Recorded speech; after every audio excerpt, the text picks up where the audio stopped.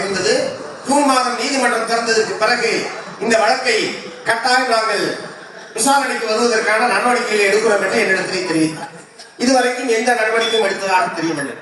அது ஒரு பக்கம் இருக்கு. நான் சொல்ல விரும்புறது, காலம் தவறாமல் நீர்நிலை புறம்போக்கு ஆக்கிரமிப்பு அகற்றுகிறீர்களா இல்லையா, நாங்கள் உத்தரவிட்டதை செஞ்சீங்களா இல்லையா, இல்லைன்னா அதிகாரிகள் மீது நடவடிக்கை எடுத்தேன். அரசாங்கத்துடைய செயலாளர்கள் கூண்டில் ஏற்றுவேன். இந்த மாதிரி சவடால் பேசாத நீதிபதி யாராவது ஒருத்தருக்காங்களா? நீதிபதிகள் சவடால் பேசிக் கொண்டிருக்கிறார்கள். நாம் பிறப்பிக்கக்கூடிய உத்தரவு சாதாரண ஏழை எளிய மக்களுக்கு எதிராக என்கிற குறைந்தபட்ச மனிதாபிமானம் கூட இல்லாமல் நீர்நிலைகளை பாதுகாப்போம் என்கிற கண்மூடித்தனமான முறையில் நீர்நிலைகளை பாதுகாக்கும் என்கிற பெயரில் நீதிபதிகள் அரசு அதிகாரிகளுக்கு எதிராக அதிரடியான உத்தரவுகளை பிறப்பித்துக் கொண்டிருக்கிறார்.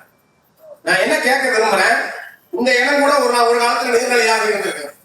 இப்போது இது விருகம்பாக்கம் பகுதி ஊராக மாறிவிட்டது.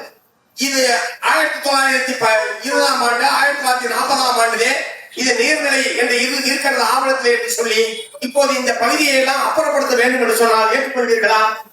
ஏற்றுக்கொள்ள முடியுமா? அப்படித்தான் பல விஷயங்களிலும் நீதிமன்றங்கள் கண்மூடித்தனமாக தீர்ப்பு அளிக்கிறார். இப்போது அது என்னவாக இருக்கிறது என்பதை அறிந்து கொள்வதற்கு கூட நீதிபதிகளுக்கு பொறுமை கிடையாது.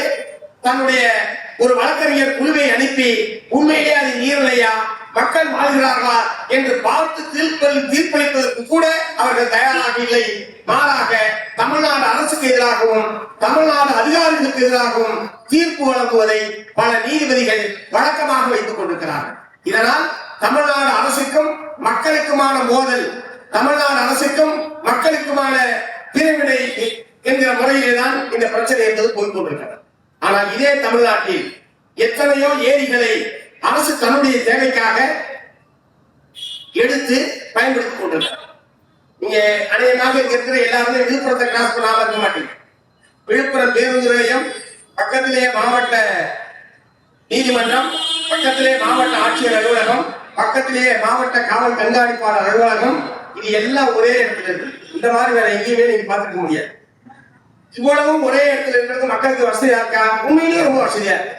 ஏன்னா பஸ் விட்டு இருந்தா மாவட்ட நீதிபதியை பார்த்துக்கலாம், அப்படியே கலெக்டர் ஐயாவை பார்த்துக்கலாம், அப்படியே எஸ்பியை பார்த்து ஒரு வணக்கம் போட்டு போகலாம். யாருக்கும் எங்கேயும் அழைச்சது இல்லை. ரொம்ப நல்ல விஷயம் தான்.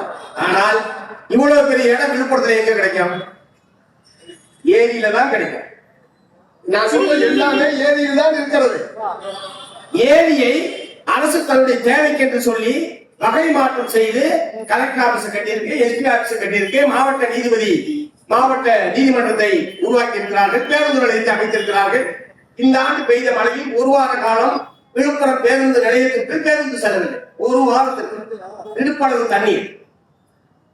ஆகவே இவ்வளவு பெரிய இடம் தேவைப்படுகிற போது அது விழுப்புரம் போன்ற மையமான பகுதியை கிடைப்பது என்பது சிரமம். தனக்கு தேவை என்றால் அரசாங்கம் இப்படி பயன்படுத்திக் கொள்வதை அங்கீகரிக்கிற அனுமதிக்கிற நீதிமன்றங்கள் சாதாரண ஏழை எளிய மக்களுக்கு 1 சென்ட் 2 சென்ட் இடம் கொடுப்பதற்காக இத்தகைய நீர்நிலை புறம்போக்குகளிலே இடம் கொடுப்பதற்காக உத்தரவிட்டால் அது ஆகப்பெரிய குற்றம் என்பதை போல ஏதோ ஒரு சர்வதேச குற்றத்தை தமிழ்நாடு அரசாங்கம் சர்வதேச விதிமுறைகளுக்கு எதிராக நடந்து கொண்டதை போல ரொம்ப கராரான உத்தரவுகளை உயர்நீதிமன்ற நீதிபதிகள் தெரிவித்துக் கொண்டிருக்கிறார். ஆகவேதான் மார்க்சிஸ்ட் கம்யூனிஸ்ட் கட்சியின் சார்பாக நாங்கள் எழுப்பக்கூடிய கோரிக்கை என்னவென்று சொன்னால், தமிழ்நாடு முழுவதையுமே ஒரு ரீசர்வே செய்வதற்கான நடவடிக்கையை தமிழ்நாடு அரசாங்கம் மேற்கொள்ள வேண்டும். ஏற்கனவே 1986ஆம் ஆண்டு யூடிஆர் சர்வே என்கிற பெயரில் ஒரு சர்வே என்பது தமிழ்நாடு முழுவதும் நடத்தப்பட்டது. பல விஷயங்களில் நீதிபதிகள் கண்மூடித்தனமாக தீர்ப்புகளை வழங்கிக் கொண்டிருப்பதாக திரு பே. சண்முகம் அவர்கள் பல்வேறு விமர்சனங்களை நீதிபதிகள் மீது வைத்து பேசிய அந்த காட்சிகளை பார்த்து